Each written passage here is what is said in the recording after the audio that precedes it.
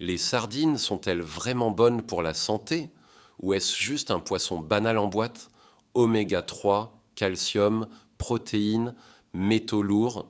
Aujourd'hui, on va voir pourquoi les sardines sont excellentes pour la santé, comment bien les choisir et surtout quelles sardines éviter absolument. Restez bien jusqu'à la fin parce que beaucoup de gens consomment des sardines, mais pas les bonnes. Les sardines font partie des poissons les plus nutritifs au monde et pourtant elles sont souvent sous-estimées.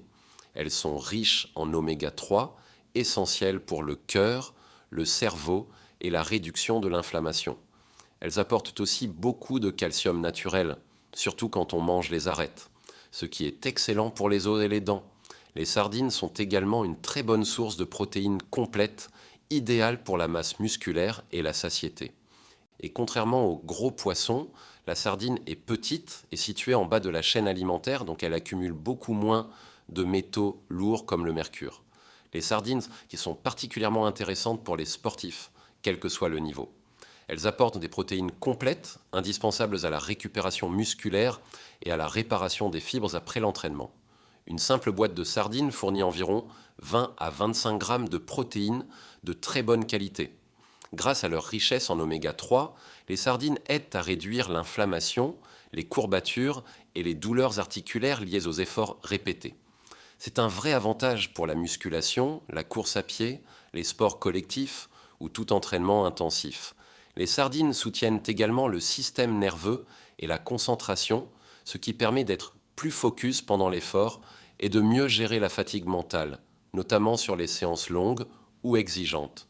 Elles contribuent aussi à renforcer les os et les articulations car elles sont riches en calcium, vitamine D et phosphore, surtout lorsqu'on consomme les arêtes. Cela aide à prévenir les blessures, notamment chez les sportifs soumis à des impacts répétés. Les sardines améliorent la santé cardiovasculaire et l'oxygénation des muscles, favorisant une meilleure endurance tout en apportant des vitamines du groupe B essentielles à la production d'énergie et à la réduction de la fatigue. En pratique, consommer des sardines 2 à 4 fois par semaine, notamment après l'entraînement ou au déjeuner, est un excellent choix pour soutenir la performance et la récupération. Mais attention, toutes les sardines ne se valent pas, et certaines peuvent clairement annuler ces bienfaits. Alors, quel type de sardines choisir pour la santé? Les sardines en conserve peuvent être excellentes, à condition de faire les bons choix. Idéalement, il faut privilégier les sardines à l'huile d'olive ou naturelles, pêchées à l'état sauvage. Les sardines issues de zones comme l'Atlantique Nord, le Portugal, la Bretagne ou le Maroc sont généralement de bonne qualité. A l'inverse, il vaut mieux limiter les sardines conservées dans des huiles végétales bon marché ou noyées dans des sauces industrielles. Concrètement, comment bien choisir ces sardines au supermarché? D'abord, regardez la liste d'ingrédients. Plus elle est courte, mieux c'est. Sardines, huile d'olive, sel, c'est parfait. Évitez les boîtes cabossées car cela peut altérer la qualité du produit. Privilégiez les mentions sardines entières, plus riches sur le plan nutritionnel. Maintenant, parlons des sardines à éviter absolument. Toutes les sardines ne sont pas mauvaises, mais certaines références industrielles sont clairement à éviter si votre objectif est la santé. Premier exemple, certaines sardines à la sauce tomate de grandes marques industrielles, comme certaines références de Sopiquet ou Parmentier. Le problème, c'est que ces sauces sont souvent très sucrées, avec parfois du sirop de glucose, des huiles végétales raffinées et des additifs.